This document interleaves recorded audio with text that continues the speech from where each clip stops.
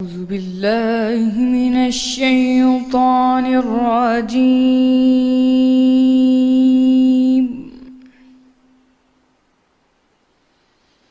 بسم الله الرحمن الرحيم.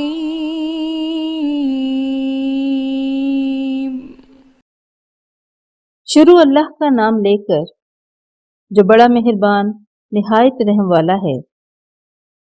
اے محمد، جو کپڑے میں لپٹ رہے ہو، رات کو قیام کیا کرو مگر تھوڑی سی رات، یعنی نصف رات یا اس سے کچھ کم یا کچھ زیادہ، اور قرآن کو ٹھہر ٹھہر کر پڑھا کرو۔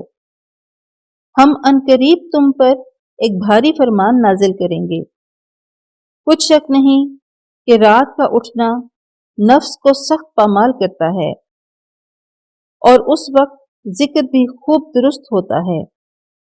دن کے وقت تو تمہیں اور بہت سے شغل ہوتے ہیں، تو اپنے پروردگار کے نام کا ذکر کرو اور ہر طرف سے بے تعلق ہو کر اسی کی طرف متوجہ ہو جاؤ۔ وہی مشرق اور مغرب کا مالک ہے، اور اس کے سوا کوئی معبود نہیں، تو اسی کو اپنا کارساز بناؤ۔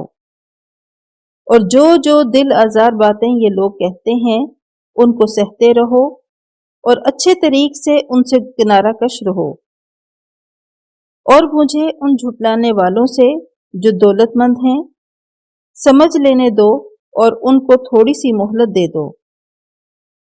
کچھ شک نہیں کہ ہمارے پاس بیڑیاں ہیں اور بھڑکتی آگ ہے، اور گلوگیر کھانا ہے، اور درد دینے والا عذاب ہے۔ جس دن زمین اور پہاڑ کانپنے لگیں اور پہاڑ ایسے بھر بھرے گویا ریت کے ٹیلے ہو جائیں۔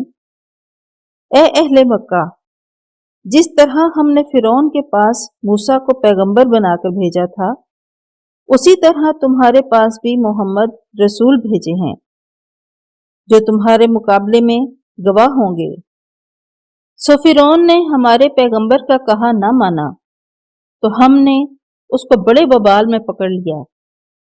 اگر تم بھی ان پیغمبر کو نہ مانو گے تو اس دن سے کیوں کر بچو گے جو بچوں کو بوڑھا کر دے گا اور جس سے آسمان پھٹ جائے گا۔ یہ اس کا وعدہ پورا ہو کر رہے گا۔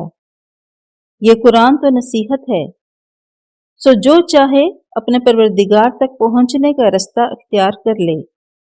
تمہارا پروردگار خوب جانتا ہے کہ تم اور تمہارے ساتھ کے لوگ کبھی 2/3 رات کے قریب اور کبھی آدھی رات اور کبھی تہائی رات قیام کیا کرتے ہو، اور اللہ تو رات اور دن کا اندازہ رکھتا ہے۔ اس نے معلوم کیا کہ تم اس کو نباہ نہ سکو گے، تو اس نے تم پر مہربانی کی، بس جتنا آسانی سے ہو سکے اتنا قرآن پڑھ لیا کرو۔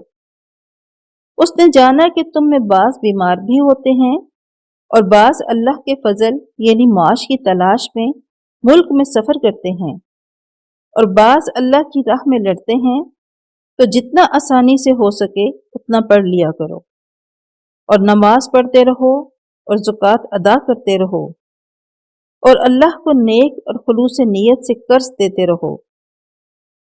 اور جو عمل تم اپنے لیے آگے بھیجو گے اس کو اللہ کے ہاں بہتر اور صلے میں بزرگ تر پاؤ گے، اور اللہ سے بخشش مانگتے رہو، بے شک اللہ بخشنے والا مہربان ہے۔ صدق اللہ